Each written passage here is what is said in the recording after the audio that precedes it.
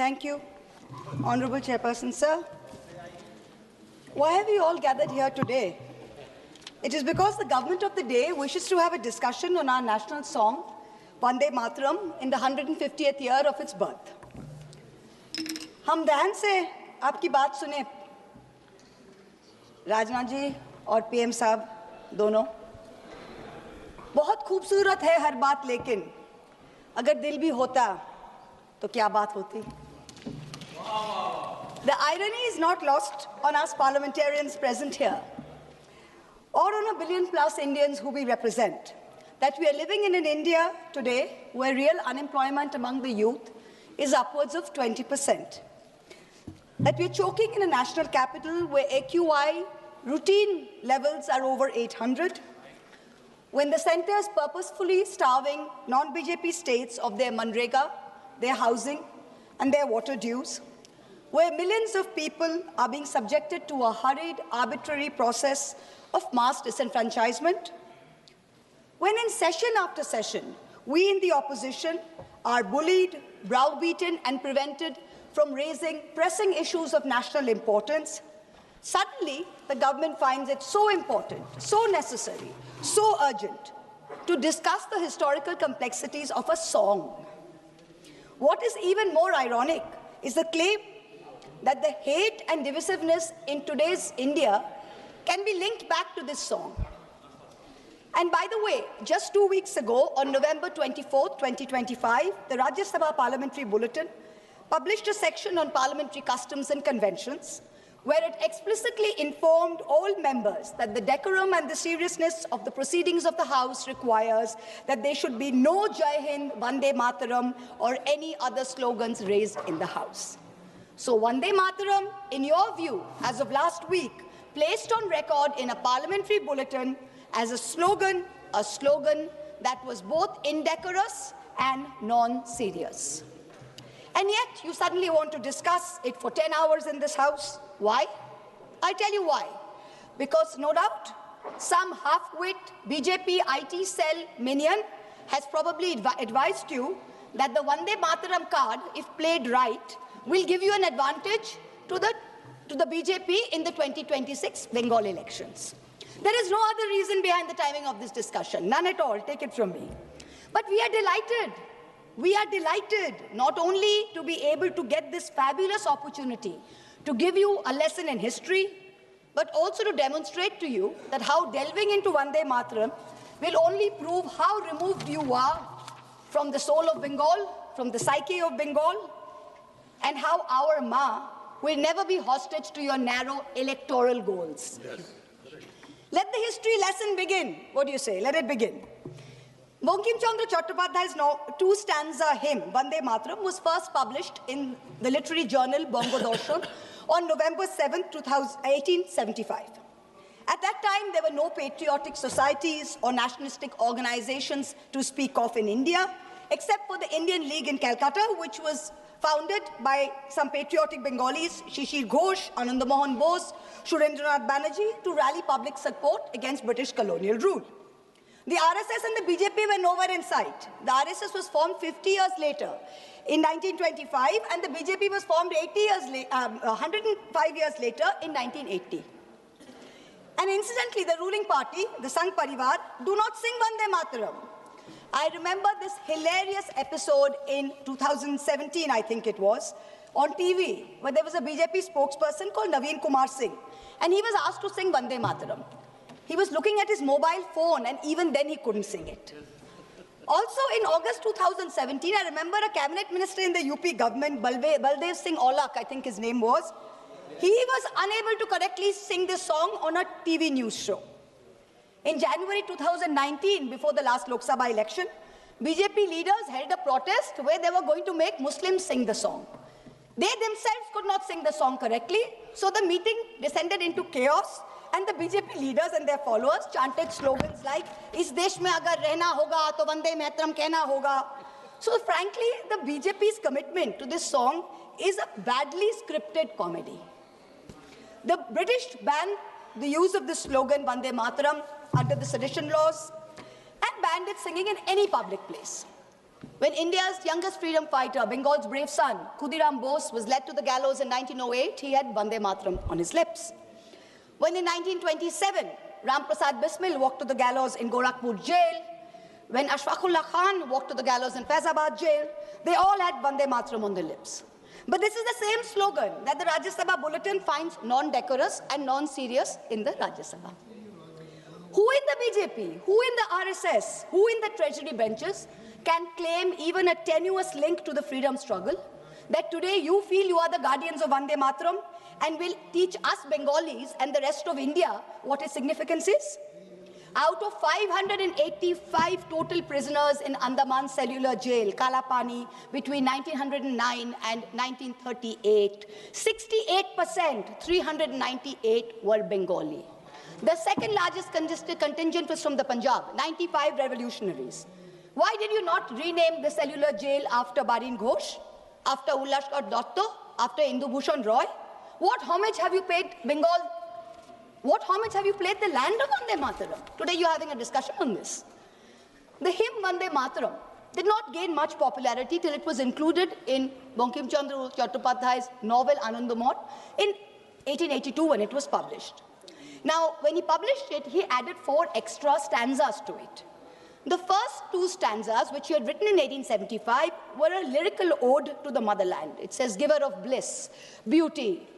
The version in the novel, which he incorporated in 1881-82, had a different tone than that of the original poem. The figure of sweetness and light was now endowed with a fearsome accoutrement and the trappings of war almost.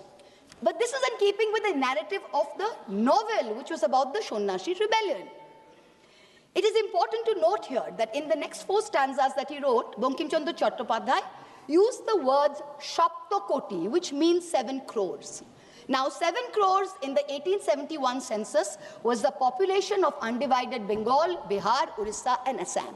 So this means that the novel, the hymn, was about Bengal.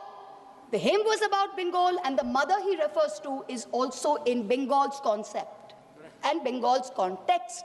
This was not originally written as a nationalistic, pan-India song. It was not. Let's be very clear about that. So how did it become this nationalistic song? How does A.R. Rahman sing it in 1997? How? It was none other than the poet laureate Rabindranath Tagore who composed the first musical score of the song based on Desh Ragini around 1885. Rishi Bankim liked the song and the tune so much, he himself included it in the 3rd edition of his book, Anandamot, in 1886. Tagore, in 1937, writes to Nehru, and he writes to Nehru that the privilege of originally setting its first stanza to the tune was mine.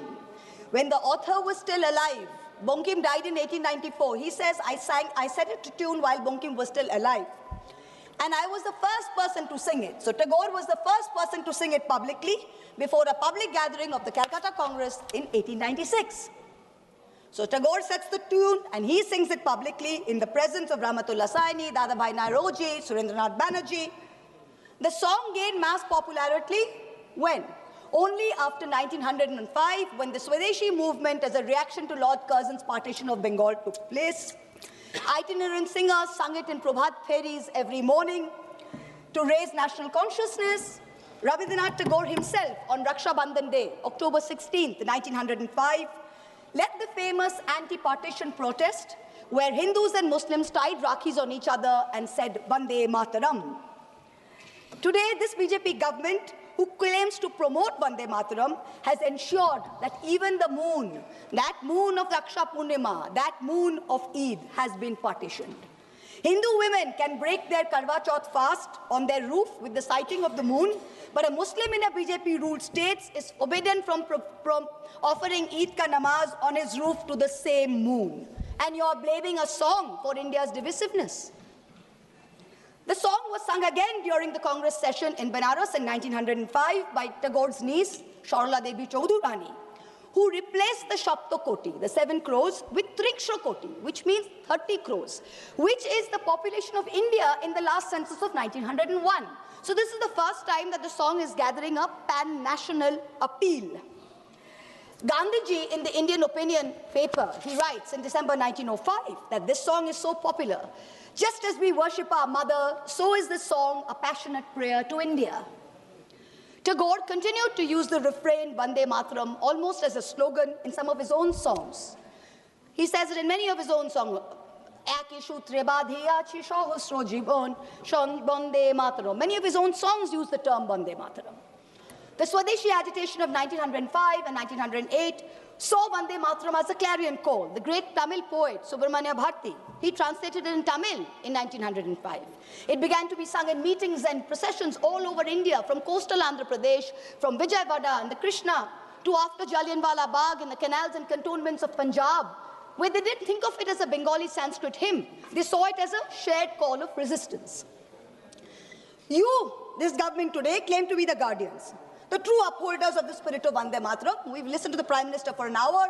We've listened to the Honorable Defence Minister for an hour tell us about how they are the true upholders of Vande Mataram.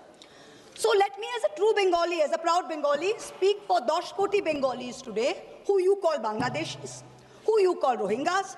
You harass us on the streets, in colonies. You throw us out when we are pregnant across the border. I'm going to dissect the song stanza by stanza and demonstrate how you are butchering both the spirit and the soul of Vande Mataram far more than any 1937 resolution ever did. Shujalang, Shufalang, Balayaja, Shitalang, Shushashamlang, Mataram. What do we have here? What have you done on your watch? Shujalang, beautiful abundant water. Over 70% of India's surface water is undrinkable today. India ranks 120 out of 122 countries in the Water Quality Index. 21 major cities, including Delhi and Bangalore, are expected to deplete their groundwater reserves by 2030. And yet, in the face of this data, the government is cutting the Jal Jeevan Mission money to all the states. Bengal itself is owed 3,000 crores in Jal Jeevan Mission money. This is what you're doing for Shujalang. Malayaja Shitalang, the cool, fresh air. This is a joke. The AQI in the national capital today is between 800 and 1,000 routinely. Our children are choking. The elderly are dying. You know what the centre's done? The centre has exempted 78% of thermal power plants from installing key anti-polluting systems. The Environment Ministry has spent less than 1% of its 858 crore pollution fund in 24-25. Fossil fuel-driven pollution claims 1.72 million lives in India, and premature mortality due to outdoor air pollution costs India $339 billion US. That's 9.5% of our GDP. That's what we are doing for Malayaja Shitala. Shoshra Shamalam, the blessed fertility of the soil. What's the government done?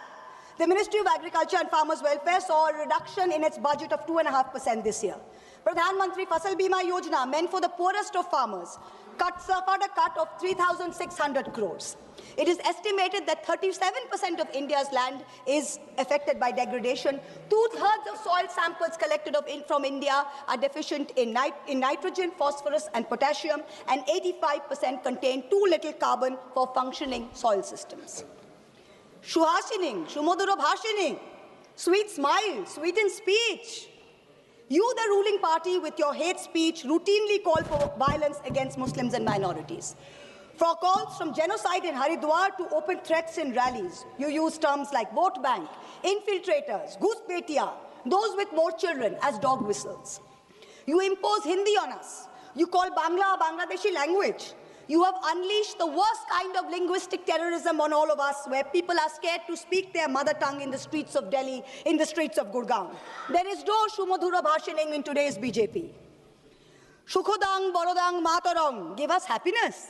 Today, an arbitrary, hurried exercise of your design is making the Election Commission force such work pressure that BLOs are committing suicide. And what does the Election Commission say to us? They say, oh, it's in the line of duty. They should be happy doing it. India is ranking 118 out of 147 countries in the 2025 World Happiness Report. To be a minority in India today is to be perpetually suspect, perpetually second class, and perpetually subordinate. Far from feeling happy, minorities are fearing the state instead of feeling protected by it. Tumi vidya, tumi dharmo. Sir, I have 22 minutes. Only two speakers. 1 minute. Sir. Time has to extend. Okay. Already we Tumi reached. vidya, tumi dharmo. Let's talk about vidya first. Honorable members, we reached already 6 o'clock. I want to know the sense of the House. If the House decides, we can go on up to the discussion is over. Time can be extended. Time extended. Now you can speak. Tumi vidya, tumi dharmo. Let's talk about vidya first. Under this government, outlay for education is still at an abysmal 3.8%, far below the 6% envisaged by the NEP and far below other developed nations. Grant in aid for the All India Council of Technical Education has dropped nearly 61% in the last 2 years. The UGC's budget has been slashed by 47%. Let's take one example, Delhi University. The University of Delhi is grappling with a fund gap of 250 crores in this financial year. It needs 544 crores. The UGC has allocated just 313 crores. Tumi vidya? Doesn't seem so. Now we come to Tumi dharmo. When Rishi Aurobindo translated the verses of Vande Mataram into English in Karma Yogi in 1909, he translated dharma as conduct, not religion. Here was the root of the difference between a communalistic and a nationalistic interpretation and the political use of Vande Mataram as a song, as a war cry. It's not a communalistic interpretation. It is a nationalistic interpretation, and Rishi Bonkim's hymn Dharma signifies conduct. And for a ruling party, for a prime minister, it should not just be Dharma, it should be Raj Dharma. I cannot help but remind this House of the late Prime Minister Atal Bihari Vajpayee, who in March 2002, when asked what a certain chief minister ought to do, famously said, Raj Dharm ka palan kare. Raj Dharm, Raja ke liye, Shasak ke liye. Praja praja mein bhed nahi ho sakta. Na janam ke aadhar pe, na jati ke aadhar par, na sampraday ke aadhar par. Hand on heart, tell this House, is the government fulfilling its dharma? No. Bahute tumi ma shakti, hridoye tumi ma bhakti. Rishi Bonkim said, faith should be in your heart and strength should be in your arms. This government instead has moved faith into its arms. You have made bahute bhakti with your brute force, with your majority, and you're bulldozing your way into the national secular fabric. And your heart is weak because our enemies are striking again and again. And yet we are letting a president of a third country proudly proclaim over and over again that he blackmailed India into accepting a ceasefire. Omolang otulang, without a stain, without compare. Where has the government brought us today? Let me compare across some major global indices since 2014. The UN's report says inequality reduces India's Human Development Index by 31%, one of the highest losses in the region. The World Press Freedom Index, India fell from 140 in 2014 to 141 today. On the World Economic Forum's Global Gender Gap Index, India went from 114 in 2014 to 131 today. Most important, on the Global Hunger Index, which measures child malnutrition, India used to rank 55 out of 76 in 2014. Today, it ranks 102 out of 123. So we are certainly not without stain. And let me, for once and for all, debunk the ruling party's false claim that a truncated song is always an insult. Jana Gana Mana was originally written as a Brahmo hymn in 1911 and consisted of 5 stanzas. It was called Bharato Bhagyo Vidhata.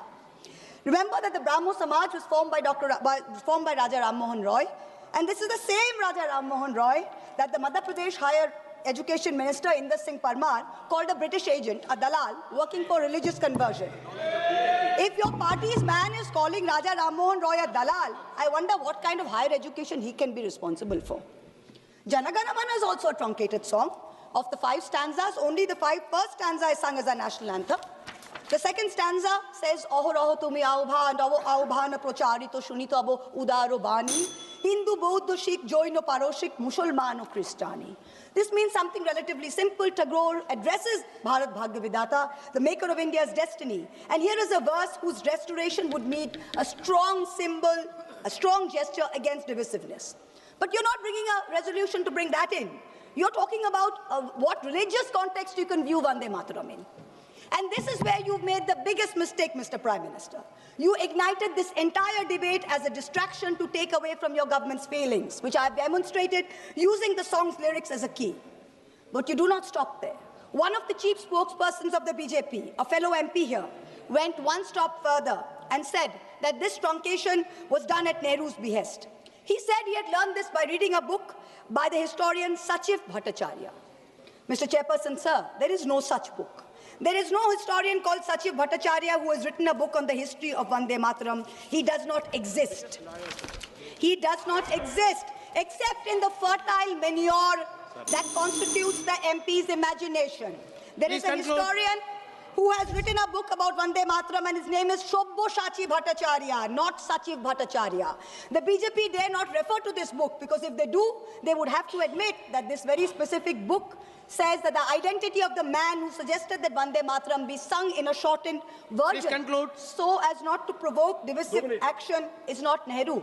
It is not Bose, it is Kavi Guru Rabindranath Tagore. So let's set the record straight. Bhattacharya is clear. First Subhash Bose, then the members of the Congress Working Committee, convening for the Calcutta session of the Congress in 1937, wrote to Tagore, asking him his views on the song. To his reply, Tagore wrote, "The core of Vande Mataram is a hymn to goddess Durga. This is plain, so there can be no debate about it. The novel Anandamath is a work of literature, and so the song is appropriate to it. But Parliament is a place of union for all religious groups, and there the song cannot be appropriate." On October 26, 1937, 3 days prior to the session, Gurudev wrote again to Nehru on this issue. And so he, with a special relation to Vande Mataram, suggested that the first two stanzas should be adopted, and his letter profoundly influenced the resolution. Please. Last para, sir. Last para. Please. Rishi Bankim was a highly complex mind, and Anandamath was not his final word on communal history. His last novel, Sitaram, imagines a Hindu realm founded by a heroic and idealistic king who defeats his Muslim adversaries. However, he comes to embody and exceed all the evil attributed to Muslim, and all his Hindu associates abandon him. So if you have the guts to get into the issue, target the man who very wisely edited the song. It was neither Nehru nor Bose, it was Rabindranath Tagore. Come. If you have the courage to withstand truth, come. Fight an election in Bengal in 2026 by saying that Tagore was responsible for dividing India. Let us see where that takes you. Tagore is the one who sang Vande Mataram publicly. He anchored it to our conscience of our nation. It was Bengal's clarion call. It is no jumla that the BJP can expropriate before an election. You try it and you will see what its consequences are. 10 crore Bengalis will rise, 20 crore arms to teach you the real meaning of Vande Mataram. Vande Mataram.